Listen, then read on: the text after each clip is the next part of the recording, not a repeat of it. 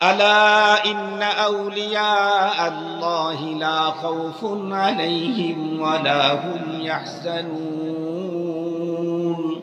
নশা দীদা দে সামানে নগম আওরদ নুকসানে, नशा दीदा दे सामाने नगम आवर्द नुकसाने, बपेशे हिम्मते माहरच आमद बूद मेहमाने, बपेशे हिम्मते माहरच आमद बूद मेहमाने।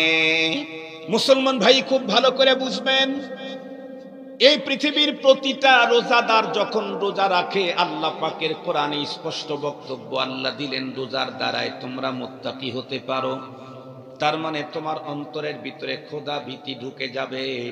100% পৃথিবীর যত মানুষ রোজা রাখে তার অন্তরের ভিতরে খোদা ভীতির মেশিনটা চালু হয়, কিন্তু যেই পরিমাণে খোদা ভীতি আমাদের ভিতরে ঢোকার দরকার সেই পরিমাণে খোদা ভীতি ঢোকে না। কেন? কারণ আমাদের প্রত্যেকের দরজা জানালা সবগুলি খোলা রেখে সিয়াম সাধনা পালন করি, এ কারণে দরজা আর জানালা দিয়ে খোদা ভীতির সব স্নিগ্ধতা বেরিয়ে যায়। রমজানের রোজার দানায় প্রতিটি রোজাদারের অন্তরে খোদা ভীতির মেশিন যে চালু হয় তার দুইটা প্রমাণ আমি আপনাদের খেদমতে দিই। আপনারা বলুন তো দেখি, তামাম ওয়ার্ল্ডের ভিতরে এমন কোন প্রাপ্তবয়স্ক রোজাদারকে কি পাওয়া যাবে যে রোজাদার রোজা রেখেছে, দিন অনেক গরম, সিরিয়াস গরম, তৃষ্ণায় একদম দিলটা ফেটে চৌচির হয়ে যাচ্ছে। কখনো কখনো দেখেছি রোজাদার বন্ধুরা আমার নিজের গামছা অথবা টাওয়েলটা ভিজায়া নিজের বুকের উপরে দিয়া রাখছে। এই লোকটা যদি এমন একটা জায়গায় অবস্থান করলো যেই জায়গার চতুর্দিকে একজন মানুষও নাই, একদম উনি একাই, ঘরের ভিতরে উনি একা, ওনার নাকের ডোগায় রকমারি 50 আইটেমের কোল্ড ড্রিঙ্ক যদি থাকে, আঙ্গুরের জুস, অ্যাপেলের জুস, তারপরে কমলার জুস আর মালটার জুস, এই জাতীয় 1000 রকমের জুসও যদি থাকে, আল্লাহর বান্দা যদি তৃপ্তি ভরে নিজের বন্ধুরা আমার তৃষ্ণা মিটায়া জুসগুলি পান করে, পৃথিবীর কেউ দেখবে না। এরপরেও বলুন তো দেখি, পৃথিবীর কোনো একজন রোজাদার এমন গোপন কক্ষের ভিতরে গিয়া রোজা রাখা অবস্থায় কোনো কিছু পান করতে পারে? আরো জোরে বলেন, পারে? কার ভয়ে? আবার বলেন। তাহলে রোজার দ্বারায় তাকওয়ার মেশিন চালু তো হয়েই গেছে।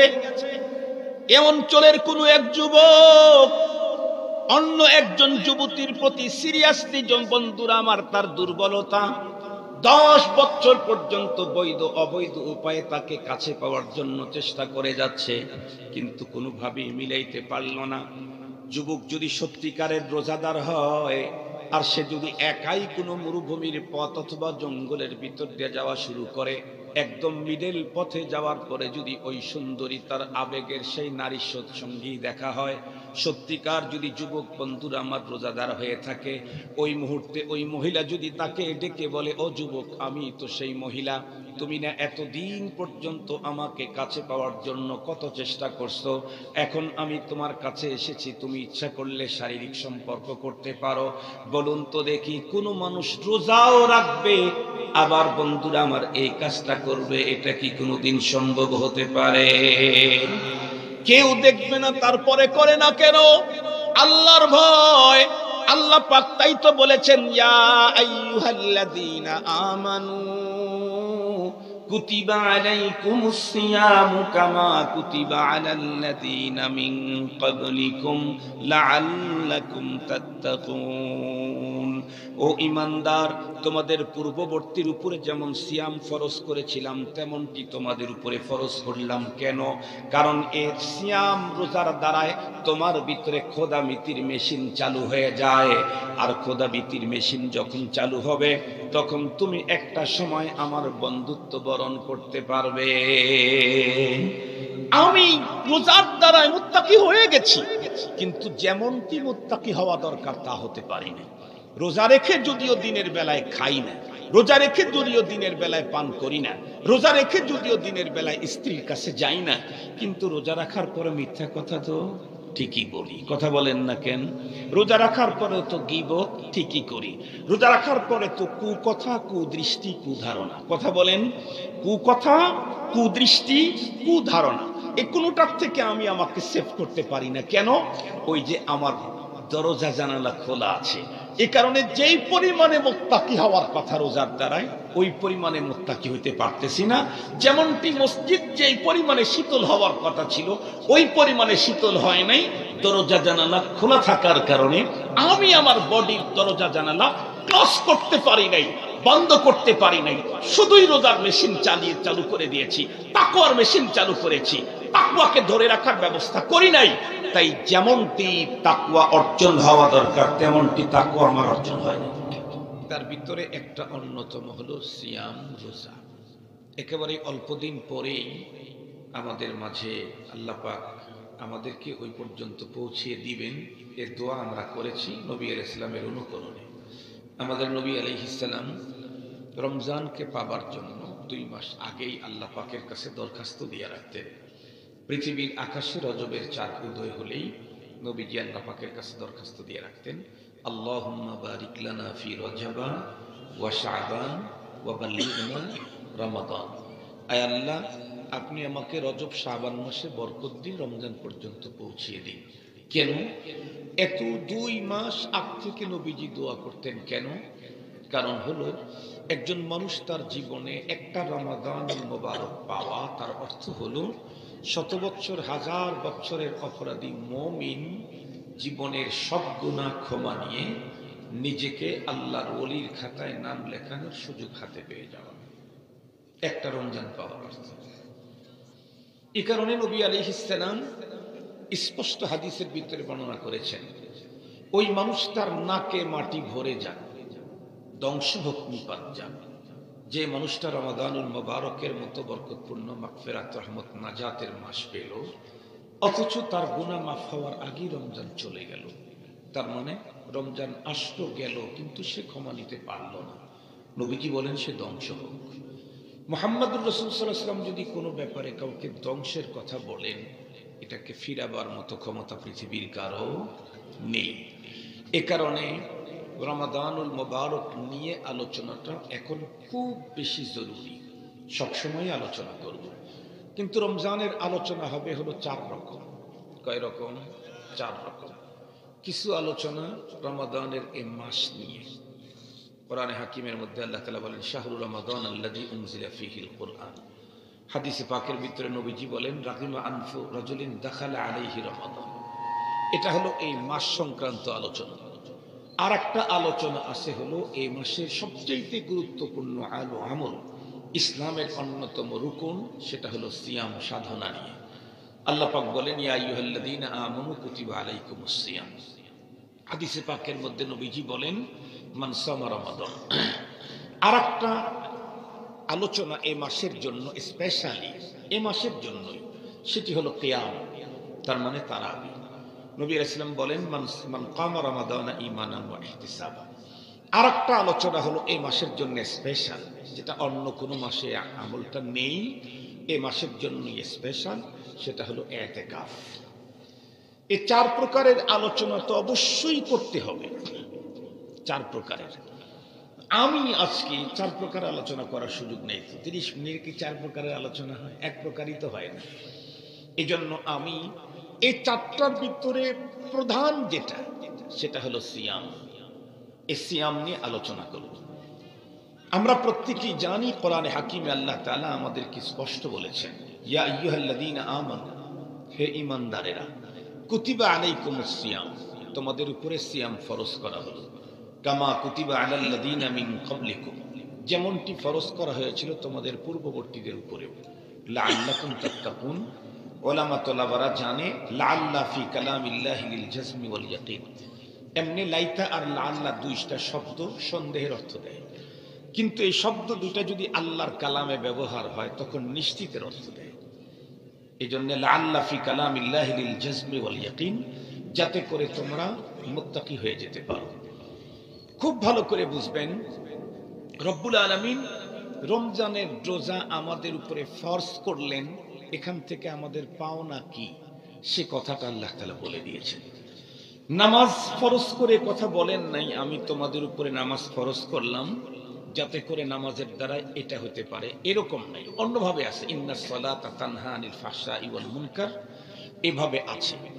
এইখানে রোজার ব্যাপারে আল্লাহ পাকের বর্ণনার ভঙ্গিমাটা ভিন্ন রকমের। এখন আমাদের অনেকের মনের মধ্যে প্রশ্ন থাকে, বিশেষ করে যখন অনেক বড় দিনের রোজা, প্রচন্ড দাবদাহ, খুব বেশি গরম, তৃষ্ণায় দিল ফেটে চৌচির, অনেক কষ্টকর। সেই সময় অনেক মানুষের মনের মধ্যে প্রশ্ন আসে, আল্লাহ পাক এই কষ্টসাধ্য আমলটা আমাদেরকে কেন দিলেন?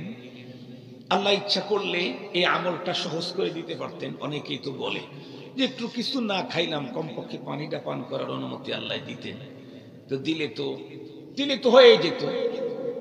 রব্বুল আলামিন যদি অপশন দিতেন যে কোনো খাবার খাইতে পারবা না, শুধু পানি পান করতে পারবা, জোহরের আজান যখন হবে যে এলাকায়, তখন এক গ্লাস খেতে পারবা, ওইভাবে আইন দিলে, ওইভাবে রোজা পালন করলে তো রোজা হয়েই যেত। কি বলেন? অনেকের মনের এই প্রশ্ন। মুহতারাম হাজিরিন, যে আল্লাহ পাক রব্বুল আলামিন আমাদেরকে এই কষ্টসাধ্য আমলটা কেন দিলেন, খুব ভালো করে বুঝবেন। এই কষ্টসাধ্য আমলটা আল্লাহ পাক আমাদেরকে দিয়েছেন এ কারণে যে এই কষ্টসাধ্য আমল এর দ্বারায় বান্দার যে পাওনা হবে এহকাল এবং পরকালে, এই পাওনাটা কষ্টের তুলনায় অনেক বড়। অনেক শব্দটা কিন্তু আমি টেনে বলেছি, অনেক বড় বলি নাই, অনেক বড় বলেছি, এটা কিন্তু মনে রাখতে হবে। অনেক বড়, কষ্টের তুলনায় পাওনা অনেক বড়। আর দুনিয়ার নিয়ম হলো, কোনো জায়গায় কষ্টের তুলনায় যদি পাওনা অনেক বড় হয়, সেই কষ্ট মানুষ সাদরে গ্রহণ করে, আনন্দের সাথে সে সব কষ্টটাকে নিজে বরণ করে। সেই কষ্টটা করার জন্য সে উদ্গ্রীব উৎকণ্ঠায় থাকে, আমি এই কাজটা করতে চাই, কষ্টসাধ্য, কিন্তু এরপরে ওইটার জন্য মানুষ এত আবেগী হয় এবং আনন্দের সাথে করে। কেন? কারণ কষ্টের তুলনায় পাওনা অনেক বড়। তার জ্বলন্ত প্রমাণ, একেবারে সহজ কথা বলি, আমরা এখানে যারা আসি ম্যাক্সিমাম কিন্তু আমরা আমাদের মার পেট থেকে জন্ম নিয়েছি নর্মাল ডেলিভারিতে। তার মানে সিজারের বাচ্চা এখানে কমই আছে। ওই ছোটখাটো যেগুলো আছে ওগুলো হয়তো 2-4টা সিজার টিজার হয়েছে, আমরা কিন্তু সিজারের বাচ্চা না। কি বলেন? সত্য কথা বলছি তো, আমাদের সিজার হয় না। তো আমাদের আম্মা আমাদেরকে যখন প্রসব করছেন, তখন প্রসব বেদনা কিন্তু সিরিয়াস, দর্দে জে। প্রসব পেইন এতটাই হার্ড, এতটাই কঠিন, যেই ব্যথা বেদনার কারণে রব্বুল আলামিন নারীর জীবনের সকল গুনাহ ক্ষমা করে দেয়, সকল গুনাহ মাফ করে দেন আল্লাহ। কি পরিমাণে কঠিন!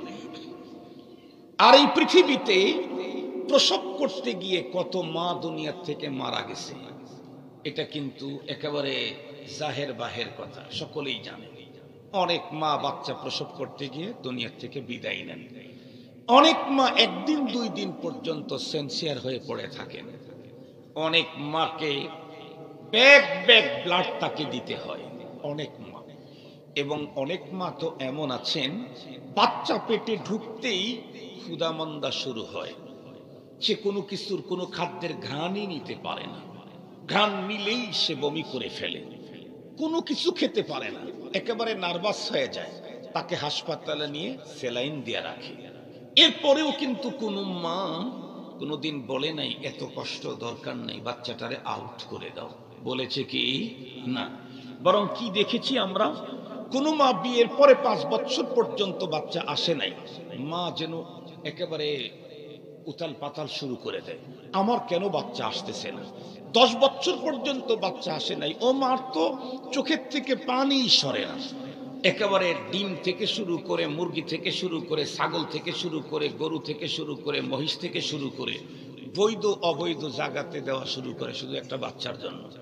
প্রয়োজনে বাবার দরবারেও গরু পাঠায়, তবুও যদি একটা বাচ্চা হয়। আসে না এরকম লোক? দেশে চিকিৎসা নেয়, বিদেশে চিকিৎসা নেয়, অথচ এই যে লক্ষ লক্ষ টাকা ব্যয় করতেছে কিসের জন্য? একটা বাচ্চার জন্য।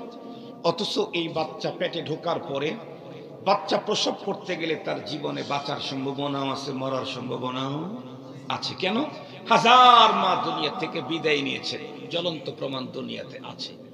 এরপরেও 10 বছর পরে মায়ের পেটে যখন বাচ্চা ঢোকে, তখন দেখবেন পুরা ফ্যামিলি আনন্দে আত্মহারা। তখন থেকেই মিষ্টি খাওয়ানো শুরু করছে, হুজুরের কাছে দোয়া চাওয়া শুরু করছে। ইভেন যেই মা তার নিজের জীবন মরণের সন্ধিক্ষণে দাঁড়িয়ে বাচ্চাকে প্রসব করতে হবে, সেই মাও তখন ভিতরে যেন তার এক অজানা আনন্দ, ভিতর থেকে এক আনন্দ থাকে। সে এত কষ্ট, খাইতে পারতেছে না, তারপরেও আনন্দ। কেন?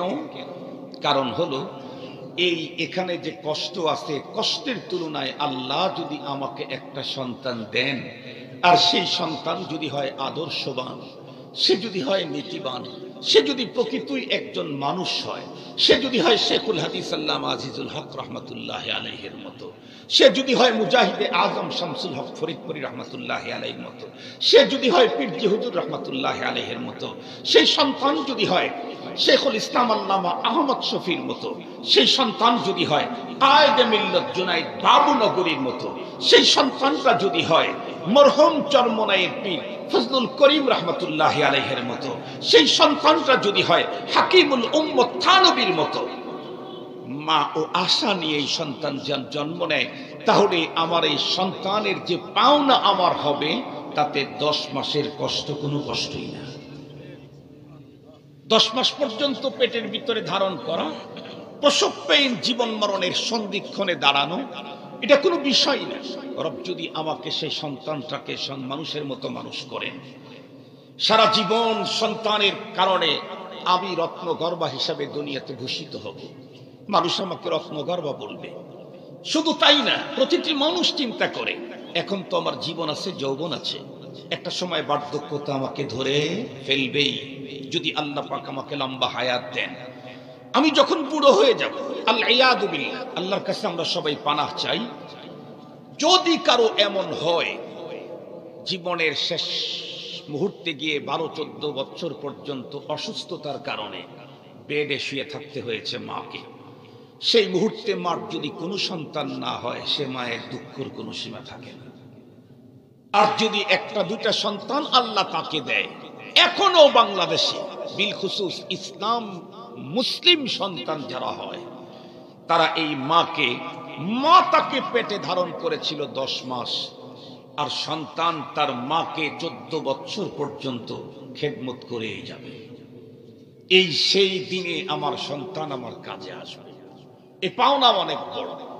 শুধু তাই না, আমি যখন দুনিয়া ছেড়ে কবরস্থ হব, আমি যদি পর্যাপ্ত পুঁজি নিয়ে পরপারে যেতে না পারি, আমার তো ঝামেলা হবে তখন। সেই সময় আমার পরপারের পুঁজি আমাকে পার্সেল করবে কে?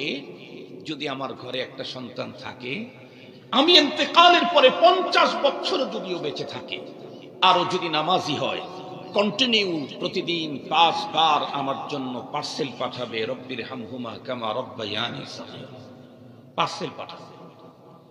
আমার অ্যাকাউন্টে নেকি পাঠাবে 5 ওয়াক্ত সালাতের পরে। এরপরেও যদি কোনো মাহফিল উপস্থিত হয়, কখনো যদি হাত উঠায়, সত্যি যদি আমি তাকে দিন শিখায় যেতে পারি, দিন দিন দিন, তাহলে নিশ্চিতে সন্তান কখনো হাত উঠাইলে আমাকে ভুলবে না। যতবার রব বলবে ততবার আমার কথা বলবে, কারণ রব তো অপশনই দিয়েছেন, ওয়াকাদা রাব্বুকা আল্লা তা'বুদু ইল্লা ইয়্যাহ ওয়া বিল ওয়ালিদাইনি ইহসানা। রব অপশন দিয়েছেন। প্রথমে রব নিজের কথা বলেছেন, এরপরে পিতামাতার কথা বলেছেন। সঙ্গত কারণে এই সন্তান রবের কাছে হাত উঠাবে আর পিতামাতার কথা বলবে না, তা হতেই পারে না। তবে শর্ত হলো সেই সন্তানকে দ্বীনি শিক্ষায় শিক্ষিত করতে হবে, ধর্মীয় শিষ্টাচার, নীতি নৈতিকতা, তাহজিব তামাদ্দুন শিক্ষা দিতে হবে।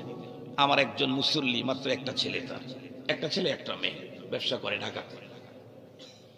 ছেলেটাকে সে মাদ্রাসা পড়ায়, শুধুই ছেলেটা হাফেজ বানানোর জন্য নিজে মাদ্রাসায় একটা শুরু করছে। অন্য জায়গায় ঝামেলা হয়, এজন্য ও নিজে মাদ্রাসা শুরু করছে, শুধু নিজের ছেলেকে পড়াবার জন্য। ও বলতেছে, হুজুর 2-4 জন কোনো ভাই বন্ধু বান্ধব যদি তার ছেলেকে এখানে পাঠাইলো না পাঠাইলো, আমার ছেলেটা তো হাফেজ হবে। পর আমি বললাম, আপনার একটাই ছেলে, ঢাকায় থাকেন, এই একটা ছেলেকে মাদ্রাসায় দিলেন, মেয়েটাকে মাদ্রাসায় দিলেন কেন? সে আমাকে তখন বলে, হুজুর বর্তমান ঢাকা শহরের কোটিপতিদের অবস্থা দেখি। তো কোটিপতির কি অবস্থা দেখলেন? আমি তো এখানে থাকি, এত বছর হয় ব্যবসা করি, সবচেয়ে বড় বড় ব্যবসায়ীদের সাথে আমার সম্পর্ক আছে, কারণ তাদের সাথে আমার ব্যবসার লিঙ্ক।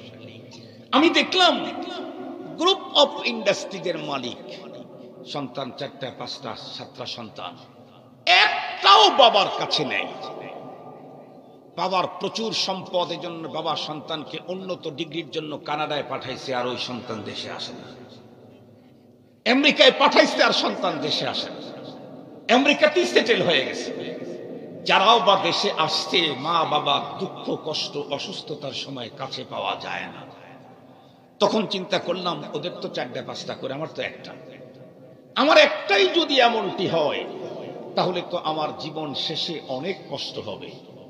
তো আমি আমার টাকা দিয়ে, শ্রম দিয়ে, এর পিছনে ঘাম ঝরিয়ে আমি এদেরকে বার্ধক্য অবস্থায় আমার থেকে দূরে চলে যাক, এ জাতীয় কোনো শিক্ষায় শিক্ষিত করাইতে চাই না। আমি চাই আমার সন্তান আমার অসুস্থতায়, আমার মৃত্যুর মুহূর্তে যেন আমার কাছে থাকে, তার ভালোবাসাটা যেন আমি পাই। চিন্তা করে দেখলাম, এই কাজটা করতে চাইলে ধর্মীয় শিক্ষায় শিক্ষিত করার বিকল্প কোনো পথ নাই। মুহতারাম হাজরিন, সেদিকে যেতে চাই না। আমার মূল কথাটা আমি আপনাদের মতে বলে শেষ করে দিচ্ছি। তাহলে মা এত কষ্ট আনন্দের সাথে গ্রহণ করে কেন?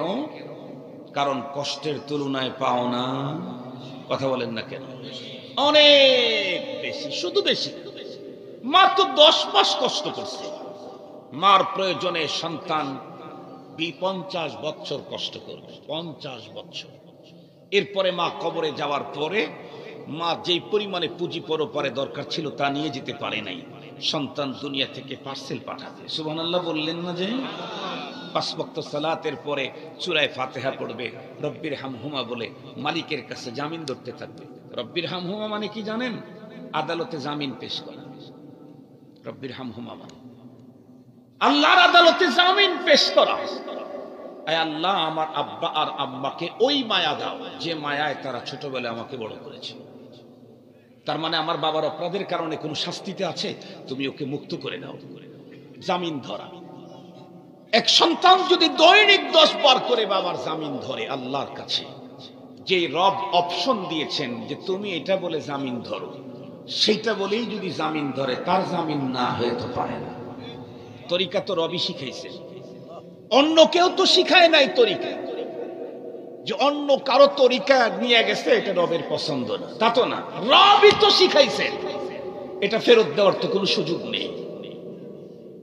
রবের তরিকা, শিখানো তরিকায় সন্তান যখন কন্টিনিউ, আল্লাহ পাকের কাছে বলবে রব্বির হামহুমা কামা রাব্বায়ানি সগীরা। রব অবশ্যই যত বেশি বলতে পারবো তত দ্রুত আমার আব্বা আম্মার জামিন হবে, জান্নাতে তাদের ঠিকানা। মুহতারাম হাজরিন, তাহলে দুনিয়াতে একটা মা জীবন মরণের চ্যালেঞ্জ পর্যন্ত আনন্দের সাথে গ্রহণ করে, এ কারণে সন্তান নেয়। কেন? কারণ এই কষ্টের তুলনায় পাওনা অনেক।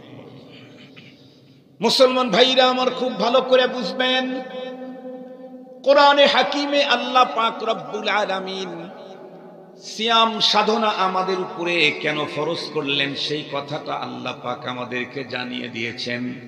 সেই কথার মর্মবাণী যদি আমরা গভীর পর্যন্ত ঢুকতে পারি, তাহলে দেখব রোজার কষ্টের তুলনায় বিনিময়ে যে পাওনা হবে, সেই পাওনাটা অনেক গুণে বড়।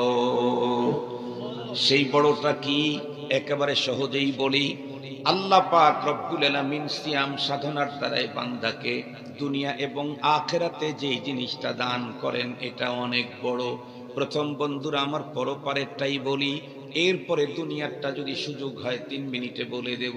প্রথম নাম্বার আখিরাতের। তা আল্লাহ বলেন, আমি তোমাদের জন্য সিয়াম ফরজ করেছি। কেন?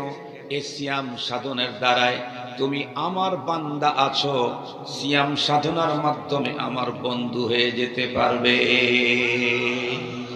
আমরা প্রত্যেকে আল্লাহর বান্দা, সেখান থেকে বন্ধুতে উত্তীর্ণ হতে চাইলে সিয়াম দরকার। সুবহানাল্লাহ বলবেন না? বান্দা যদি বন্ধু হতে পারে, এর চেয়ে আর বড় কি প্রমোশন আপনি চান? আমিও আল্লাহর গোলাম, আর রোজার আমল করলে আমি আল্লাহর বন্ধু হয়ে যাব, এর চাইতে বড় আর কি?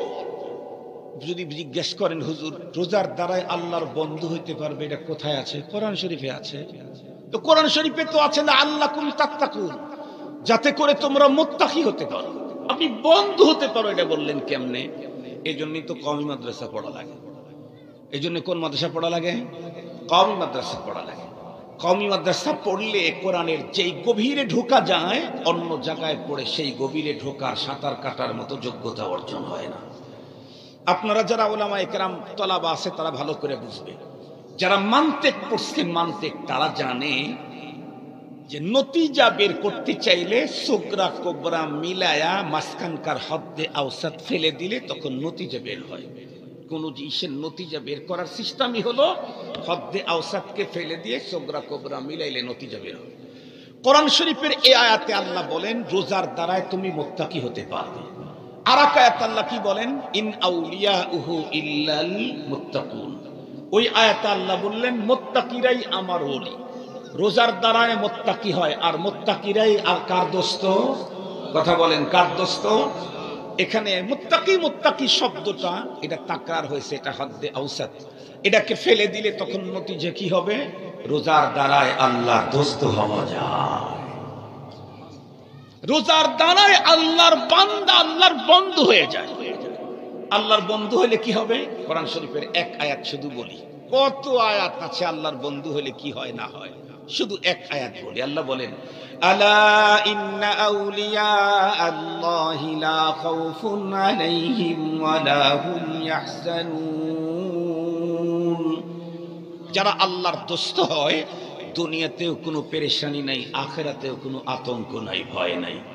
नशा दीदा दे सामाने नगम आवर्द नुकसाने, नशा दीदा दे सामाने नगम आवर्द नुकसाने, बपेशे हिम्मते माहर च आमद बूद मेहमाने, बपेशे हिम्मते माहर च आमद बूद मेहमाने।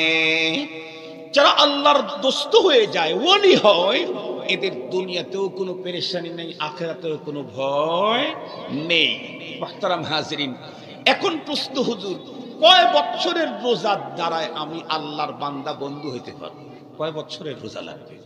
এই প্রশ্ন যদি করেন তাহলে আমরা বলবো কয় বছরের রোজা লাগে না। 1 বছরের 30-29টা রোজা দিয়েই 1000 বছরের অপরাধী একজন মুমিন বান্দা আল্লাহর বন্ধু হয়ে যেতে পারে। এখন আর একটা প্রশ্ন করবেন আপনারা, হুজুর আপনার কথার সাথে বাস্তবতার মিল নেই কেন? হুজুর আমিও তো 40 বছর হয় রোজা রাখি আল্লাহর মেহেরবানিতে। আমি আমার কথাই বলতেছি, আমি তো প্রায় 37 বছর হয়, মনে হয় 38 বছর হয় রোজা রাখি, এবং একটা রোজা ভাঙ্গা পড়ে নাই আল্লাহর দয়া। গত বছর তো অনেক বড় অ্যাক্সিডেন্ট, আমার বাম পায়ের 4টা আঙ্গুল কাটা পড়ছে, এরপরেও আল্লাহর মেহেরবানি একটা রোজা ভাঙ্গা লাগে নাই। আল্লাহর মেহেরবানি, আল্লাহর দয়া। হুজুর আপনি বলতেছেন 1 বছরের 30-29টা রোজা দিয়ে আল্লাহর বন্ধু হওয়া যায়, মুত্তাকি হওয়া যায়। আমি তো 40 বছর হয় 30-29টা করে রোজা রাখলাম, তাও তো বন্ধু হইতে পারলাম না। তাহলে আপনার কথার সাথে তো বাস্তবতার মিল নেই। জি, মিল 100 বার আছে, ঝামেলা আছে একটা জায়গায়। সে ঝামেলাটা কি, সলভ করার পদ্ধতি কি, এটা বলেই শেষ করে দিচ্ছি। আমাদের আজকের এই মাহফিলটা ধরেন একটা জামে মসজিদ, এই স্পেসটা, এই মসজিদের এতটুকুন স্পেসটাকে ঠান্ডা করতে চাইলে ধরেন কত 30 টন এসি লাগবে, ধরে নেন 30 টন এসি লাগবে। 30 টন এসির কাছে যিনি মসজিদ বানিয়ে দিয়েছেন বহু টাকা ওনার, উনি 60 টন এসি লাগায় রাখছে, যাতে যে কোনো সময়ে 2-4টা নষ্ট হইলে আরগুলা দিয়ে কাজ চালানো যায়। এখন ধরেন সামনে রমজান মাস আসতেছে, তারাবির নামাজ পড়বেন তো ইনশাআল্লাহ। কয় রাকাত? এটা জোরে বলেন, আবার বলেন। 8 রাকাত, 8 রাকাত, 12 রাকাত। মনে রাখবেন 8 রাকাত কোনো তারাবি হয় না, 12 রাকাত কোনো তারাবি না। কেউ যদি 8 রাকাত বলে আবার তারাবি বলে, তা ও হলো এই পৃথিবীর শ্রেষ্ঠ মূর্খ। ও হলো এই পৃথিবীর শ্রেষ্ঠ মূর্খ। কেন? তারাবি এটা হলো আরবি বহু বচন, এই শব্দের এক বচন হলো তারবিহা। বাংলাতে এক বচন আর বহু বচন, আরবিতে 3 বচন। এক বচন, 2 বচন, বহু বচন, ওয়াহেদ তাসনিয়া জমা। আরবিতে তারবিহা এক বচন, 2 বচন তারবিহাতান। তারাবি হলো 3 বচন। তার মানে কমপক্ষে 3 হতে হবে, কমপক্ষে 3 না হলে তারাবি হবে না। তারবিহা বলা হয় 4 রাকাত পরে যে একটু আরাম করে না, বসে না, এটাকে আরবিতে তারবিহা বলে। তো এরকম একবার বসলে আরবিতে বলা হবে তারবিহা, আর যদি 2 বার বসে তাহলে আরবিতে সেটাকে বলা হবে তারবিহাতান। কমপক্ষে 3 বার বসলে তখন বলা হবে তারাবি। কথা কি বুঝাইতে পারছি? 8 রাকাত বলবে আবার তারাবি বলবে, ও হলো এই জগতের শ্রেষ্ঠ মূর্খ। কথা কি বুঝাইতে পারছি আপনাদেরকে? এটা হইতেই পারে না, হইতেই পারে। 12 রাকাত তো তারাবি না, তারাবি 20 রাকাত। আল্লাহ আমাদেরকে 20 রাকাত তারাবি পড়ার তৌফিক দান করুন। মুহতারাম হাজিরিন, ধরেন তারাবির নামাজ শুরু হয়ে গেছে, 30 টন এসি চালায় দিয়েছে, একেবারে হাই পাওয়ার দিয়েছে মুয়াজ্জিন সাহেব। দেখবেন তারাবির নামাজে যারা দাঁড়াইছে 8 রাকাত পার হতে না হতেই যারা একটু দুর্বল, যাদের একটু লো প্রেশার, শরীরের ভিতরে কাপের চোটে দাঁতে দাঁতে বাড়ি লাগা শুরু হয়ে গেছে। এক পর্যায়ে কি বলবে, সালাম ফিরে এই গরম দেখে, এই মুয়াজ্জিন হয় এসি বন্ধ কর, নাই কম্বলের ব্যবস্থা কর, নাইলে কিন্তু অবস্থা বেগতি। 30 টন এসি চালায় দিলে ভিতরে মাঘ মাসের শীতের চাইতে তীব্র শীত অনুভব হবে। মুহতারাম হাজিরিন, কিন্তু এটা কখন? এই মসজিদের দরজা জানালা বন্ধ রেখে এসি চালাবে যখন তখন।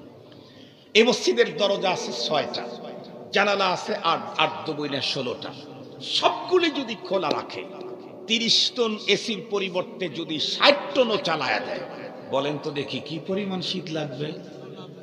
আপনারা বুঝেন না কথা? একটু বলেন, কি পরিমাণে শীত হয়ে যাবে? শীত লাগবে কি না? একটু ঠান্ডা হবে, কারণ এসির ভিতর থেকে ঠান্ডা বাতাস বের হচ্ছে, যারা ওই এরিয়াতে আছে তারা ঠান্ডা পাবে। কিন্তু এই অবস্থায় চলতে চলতে হঠাৎ করে বিদ্যুৎ চলে গেলে, এই 1-2 রাকাত নামাজের শুরু করছে খতম তারাবি, আল্লাহু আকবার বলছে, তাকবীরে তাহরিমা, বিদ্যুৎ চলে গেছে। দ্বিতীয় রাকাত শেষ হওয়ার আগে ইমাম থেকে শেষ মুসল্লি পর্যন্ত শরীর থেকে ঘাম আসবে।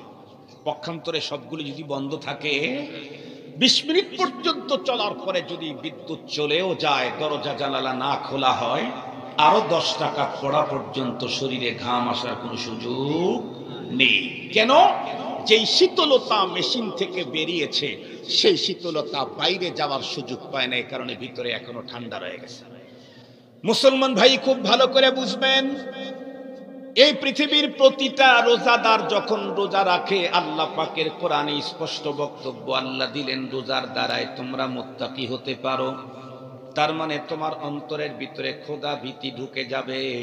100% পৃথিবীর যত মানুষ রোজা রাখে তার অন্তরের ভিতরে খোদা ভীতির মেশিনটা চালু হয়, কিন্তু যেই পরিমাণে খোদা ভীতি আমাদের ভিতরে ঢোকার দরকার, সেই পরিমাণে খোদা ভীতি ঢোকে না। কেন?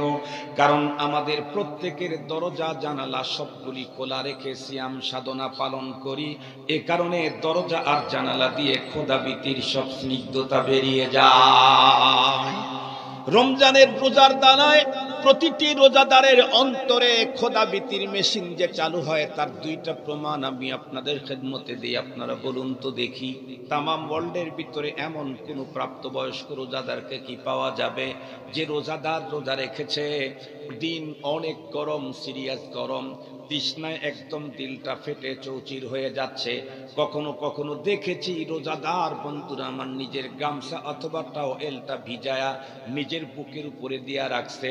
এই লোকটা যদি এমন একটা জায়গায় অবস্থান করলো যেই জায়গার চতুর্দিকে একজন মানুষও নাই, একদম উনি একাই, ঘরের ভিতরে উনি একা, ওনার নাকের ডোগায় রকমারি 50 আইটেমের কোল্ড ড্রিঙ্ক যদি থাকে, আঙ্গুরের জুস, অ্যাপেলের জুস, তারপরে কমলার জুস আর মালটার জুস, এই জাতীয় 1000 রকমের জুসও যদি থাকে, আল্লাহর বান্দা যদি তৃপ্তি ভরে নিজের বন্ধুরা আমার তৃষ্ণা মিটায়া জুসগুলি পান করে, পৃথিবীর কেউ দেখবে না।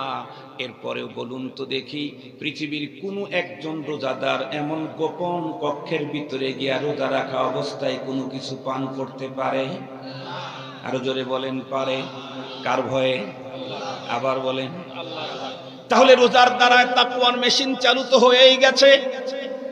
এ অঞ্চলের কোনো এক যুবক অন্য একজন যুবতীর প্রতি সিরিয়াসলি, বন্ধুরা আমার, তার দুর্বলতা, 10 বছর পর্যন্ত বৈধ অবৈধ উপায়ে তাকে কাছে পাওয়ার জন্য চেষ্টা করে যাচ্ছে, কিন্তু কোনোভাবেই মিলাইতে পারল না।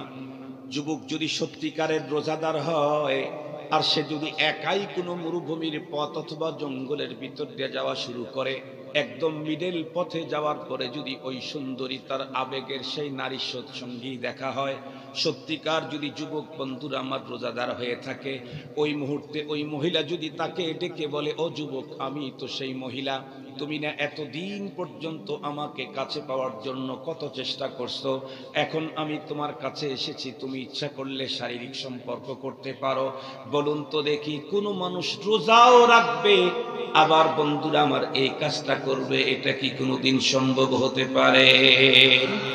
কেউ দেখবে না তারপরে করে না কেন? আল্লাহর ভয়। আল্লাহ পাক তাই তো বলেছেন, ইয়া আইয়ুহাল্লাযীনা আমানু কুতিবা আলাইকুমুস সিয়ামু কামা কুতিবা আলাল্লাযীনা মিন ক্বাবলিকুম লাআল্লাকুম তাত্তাকুন। ও ঈমানদার, তোমাদের পূর্ববর্তীর উপরে যেমন সিয়াম ফরজ করেছিলাম তেমনটি তোমাদের উপরে ফরজ করলাম। কেন? কারণ এর সিয়াম রোজার দ্বারায় তোমার ভিতরে খোদামিতির মেশিন চালু হয়ে যায়, আর খোদামিতির মেশিন যখন চালু হবে তখন তুমি একটা সময় আমার বন্ধুত্ব বরণ করতে পারবে। আমি রোজার দ্বারা মুত্তাকি হয়ে গেছি, কিন্তু যেমনটি মুত্তাকি হওয়া দরকার তা হতে পারিনি। রোজা রেখে যদিও দিনের বেলায় খাই না, রোজা রেখে যদিও দিনের বেলায় পান করি না, রোজা রেখে যদিও দিনের বেলায় স্ত্রীর কাছে যাই না, কিন্তু রোজা রাখার পরে মিথ্যা কথা তো ঠিকই বলি। কথা বলেন না কেন? রোজা রাখার পরে তো গীবত ঠিকই করি, রোজা রাখার পরে তো কুকথা, কুদৃষ্টি, কুধারণা। কথা বলেন, কুকথা, কুদৃষ্টি, কুধারণা, এই কোনোটার থেকে আমি আমাকে সেভ করতে পারি না। কেন? ওই যে আমার দরজা জানালা খোলা আছে, এ কারণে যেই পরিমাণে মুত্তাকি হওয়ার কথা রোজার দ্বারাই ওই পরিমাণে মুত্তাকি হইতে পারতেছি না। যেমনটি মসজিদ যেই পরিমাণে শীতল হওয়ার কথা ছিল ওই পরিমাণে শীতল হয় নাই, দরজা জানালা খোলা থাকার কারণে আমি আমার বডির দরজা জানালা ক্লোজ করতে পারি নাই, বন্ধ করতে পারি নাই। শুধুই রোজার মেশিন চালু করে দিয়েছি, তাকওয়ার মেশিন চালু করেছি, তাকওয়াকে ধরে রাখার ব্যবস্থা করি নাই। তাই যেমনটি তাকওয়া অর্জন হওয়া দরকার তেমনটি তাকওয়া আমার অর্জন হয় না। তাহলে কি করলে 100% মুত্তাকি হয়ে যাব? 6 শর্ত মানবে। একেবারে শুধুই শর্তগুলা বলবো। নাম্বার 1, জবান কন্ট্রোল করতে হবে। কি কন্ট্রোল বলেন? 1 নাম্বার জবান কন্ট্রোল। আপনারা বলবেন, হুজুর আমরা তো জবান কন্ট্রোল করছি, সেই সুবে সাদেক থেকে সূর্য অস্ত পর্যন্ত কিছু খাইলাম না, পান করলাম না, এর চেয়ে আর কত কন্ট্রোল করব? তাহলে আমরা বলবো, আমরা তো ইম্পোর্ট বন্ধ করছি, এক্সপোর্ট বন্ধ করি নাই। ইম্পোর্ট এক্সপোর্ট বোঝেন তো? মানে ভিতরে ঢুকানো বন্ধ করছি, বের করা বন্ধ। মিথ্যা কথা, গীবত, কথা বলেন না কেন, ফাহেসা কথা, অশ্লীল কথা এক্সপোর্ট হচ্ছে। ইম্পোর্ট বন্ধ করছি, এক্সপোর্ট বন্ধ করি নাই। ইম্পোর্ট এক্সপোর্ট দুইটাই বন্ধ করা লাগবে। শুধুই তাই এক্সপোর্ট করা যাবে যেটা রব আমাকে অর্ডার করেছেন। 2 নাম্বার হলো কান কন্ট্রোল। এখন তো কান কন্ট্রোল করা আরো কঠিন। কেন? কি জানি ফোন দেয়, তাও বলতে পারেন না, কানের সাথে লাগায় থাকে। ওই ফোনের নাম জানি কি? ইয়ারফোন। ইংরেজিতে ইয়ার মানে কান, বাংলাতে ইয়ার মানে দোস্ত, আরবি ফার্সিতে ইয়ার মানে দোস্ত, বাংলাতে এই কি ফার্সিতে ইয়ার মানে দোস্ত। এই ইয়ারফোন ইংরেজির যেটা, এটা কিন্তু আসলে দোস্ত না, এটা হলো দুশমন। কারণ আমি নিজে দেখেছি ইয়ারফোনের ভিতরে কথা বলতে বলতে কখন যে ট্রেনের রাস্তার উপরে উঠে গেছে জানে না, পিছন দিক থেকে ট্রেন এসে 2 টুকরা। ঘটনা বাংলাদেশে ঘটছে না ঘটে নাই? কথা বলতে বলতে, ইয়ারফোনে কথা বলতে বলতে কখন যে রাস্তার মাঝখানে চলে গেছে, পি পি পি পি। আমার নিজের এরকম হয়েছে।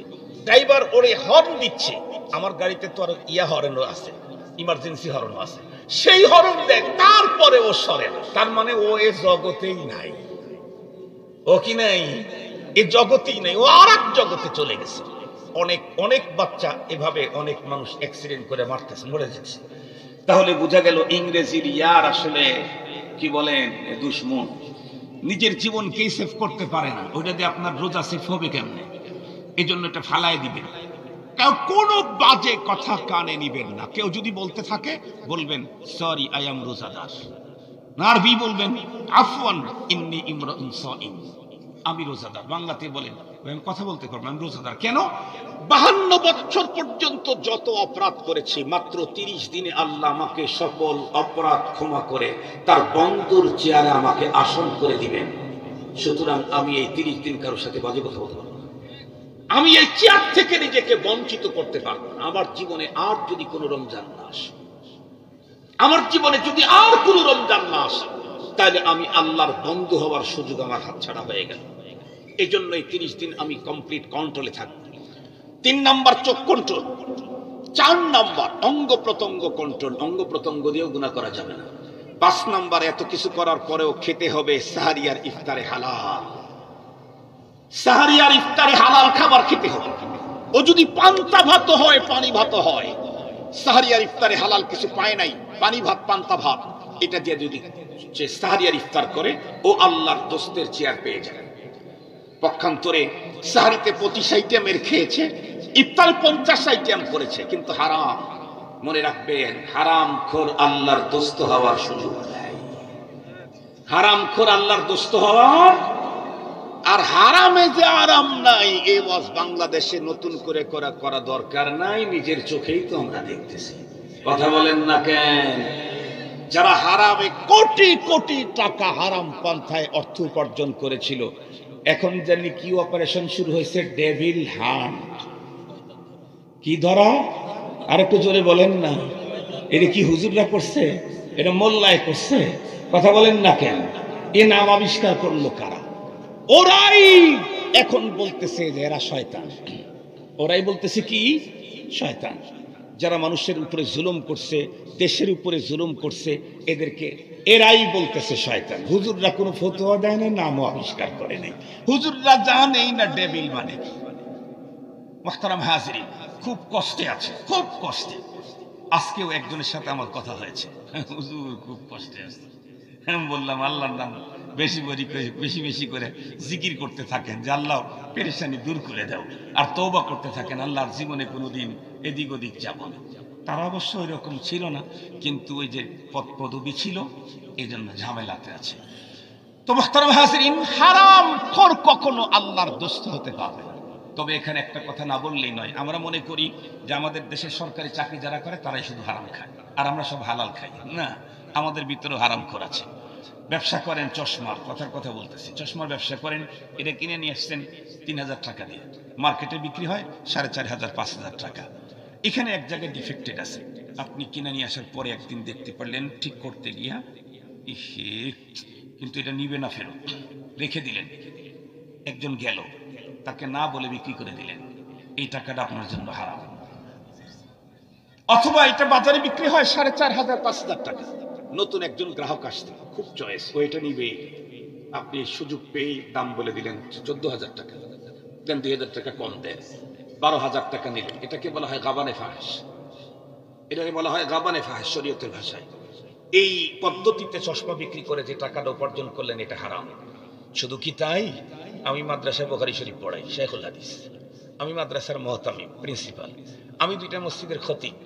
আমি রাবেতাতুল ওয়াইজিন, বাংলাদেশের সবচেয়ে বড় বক্তাদের যে প্ল্যাটফর্ম আছে, যেই প্ল্যাটফর্মকে বিগত সরকার জমের মতো ভয় করত, মনে করতো যে এরাই সব দেশটাকে দখল করে ফেলবে। আসলে ভুয়া, কিছুই না। যাই হোক, সেটার আমি সারা বাংলাদেশের সভাপতি। কিন্তু মনে করেন, আমার বাপ যখন মারা গেল, কথার কথা, বাবার একটা বাসা আছে ঢাকা শহরে, আমার কিন্তু কোনো বাসা ঢাকা শহরে নেই। আমাদের ভাই বোন কারো 14 গোষ্ঠীর কোনো বাসা নেই। কথার কথা বলতেছি আর কি। 10 কাঠা জায়গার উপরে 20 তলা বিল্ডিং। প্রতি মাসে ওখান থেকে 20 লাখ 25 লাখ টাকা ভাড়া আসে। ওখানে আমরা সব ভাইয়েরা থাকি। বাবার ইন্তেকালের পরে বোনেরা যখন সম্পদ নিতে আসতো, তখন বললাম, বোনেরা তো বাড়ির অংশ পায় না। এই ফতোয়া আপনাদের শৈলকুপাতে আছে না? নাই, আছে, পায় না। তো কি করো তাইলে? ওই মাঠের ভিতরে যেটা আছে 20 বিঘা, ওই 20 বিঘা টাকা দিয়ে ঢাকা শহরের এক তালার একটা ফ্লোরের দাম হবে না। একটা ফ্লোরের দাম হবে না, 1 ইউনিটের দাম। এরপরেও সেখান থেকে বোনকে দেওয়ার সময় আরো কিছু কম করে দিলাম। এখন আমি এখান থেকে প্রতি মাসে 25 লাখ টাকা ভাড়া আসে, সেই ভাড়াটা আমি নিয়ে 25 আইটেমের সাহারি খাইলাম, 50 আইটেমের ইফতার করলাম। রমজানের শুরুতে একবার উমরায় গেলাম, শেষে একবার উমরায় গেলাম। এই হারামখোর কোনোদিন আল্লাহর বন্ধু হতে পারবে না। হারামখোর কথা কি বুঝাইতে পারছি? ও কি খোর? ও সিল্লা দিকার ওয়াজ করুক, আর বোখারি পড়াইকার পীর সাহেব হোক, আর যেই সাহেব হোক, ও হারামখোর। মনে থাকবে তো? এই জাতীয় হারাম পদ্ধতিতে যারা খাই, এটা বন্ধ করতে হবে। 7 নাম্বার হলো, এত কিছুর পরেও ইফতারি উদর ভরে ওভারলোড খাওয়া যাবে না। ওভারলোড খেলে দুইটা সমস্যা: একটা, রোজার মূল লক্ষ্য নষ্ট হয়ে গেল; 2 নাম্বার, আপনার জীবনের সুস্থতা শেষ হয়ে গেল। এই জন্য খেতে হবে পেটের ভিতরে ক্ষুধা রেখে। রব্বুল আলামিন রোজা যে আমাদের উপরে ওয়াজিব করেছেন, তার একটা লক্ষ্য হলো ধনী বিত্তবানেরা যেন অভুক্ত থাকার দুঃখ বেদনাটা মানুষ বুঝতে পারে। এখন স্বাভাবিক খেলে সকাল দুপুর বিকালে খাইতাম 1.5 কেজি, আর রোজা রাখার কারণে সে ইফতারের পরে এক বৈঠকে খাওয়া ফেলাইছি 2.5 কেজি। বলেন তো, তাহলে অভুক্তর কোনো কিছু বুঝবো আমি? শুধু তাই না, এখানে সবচেয়ে বড় ঝামেলা যেটা হবে, সেটা 16-17 ঘন্টা আমার স্টমাক এমটি ছিল, খালি ছিল। হঠাৎ করে আপনি 2.5 কেজির চাপ যখন দিয়ে দিবেন, তখন অসুস্থ হয়ে পড়বেন, আপনাকে হাসপাতালে নিতে হবে। এই জন্য আমাদের এই 6 শর্ত মেনে আমরা যদি সিয়াম পালন করতে পারি, ইনশাআল্লাহ সামনের মাসেই যত বড় অপরাধী আমি হই না কেন, আল্লাহ আমাকে অপরাধ থেকে মুক্ত করে তার বন্ধুর সিরিয়ালে নাম লেখায় দিবে। রাজি আছি আমরা ইনশাআল্লাহ। আল্লাহ পাক তৌফিক দান করুক। আমি আপনাদের কাছ থেকে এখনই বিদায় নেব। তার আগে এই অঞ্চলে মনে হয় কওমি মাদ্রাসা কম, তাই না? অনেক কম। একটা মাদ্রাসা এখানে মিটি করে উঠতেছে। কি মনে হয় আপনাদের মাদ্রাসার পরিবেশ, পড়ালেখাতে কি মনে হয়? ভালো, সুন্দর, প্রশংসনীয়, প্রয়োজনীয়? কথা বলেন না কেন? তাহলে মাদ্রাসার জন্য আপনাদের সহযোগিতা থাকবে তো ইনশাআল্লাহ? মৃত্যু পর্যন্ত তো সহযোগিতা করবই। ইভেন মরার আগে আমি আমার পরবর্তী জেনারেশনকে ওসিয়ত করে যাব, আমার ফ্যামিলির প্রতিটা জিনিস যেমন প্রয়োজনীয়, তার চাইতে বড় এই মাদ্রাসা। আমি সারা জীবন মাদ্রাসায় সহযোগিতা করেছি, তোমরাও সারা জীবন মাদ্রাসায় সহযোগিতা করবা। আল্লাহ পাকের ওয়াদা আছে, ইন তানসুরুল্লাহ ইয়ানসুরকুম ওয়া ইউসাব্বিত আকদামাকুম। আমরা এই প্রতিষ্ঠানকে সহযোগিতা করব, আল্লাহ আমাদেরকে সহযোগিতা করবে।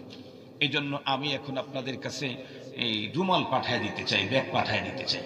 আমরা ইনশাআল্লাহ সহযোগিতা করতে পারবো না ইনশাআল্লাহ? একটু মেহেরবানি করে প্রত্যেকে পকেটে হাত ঢুকান।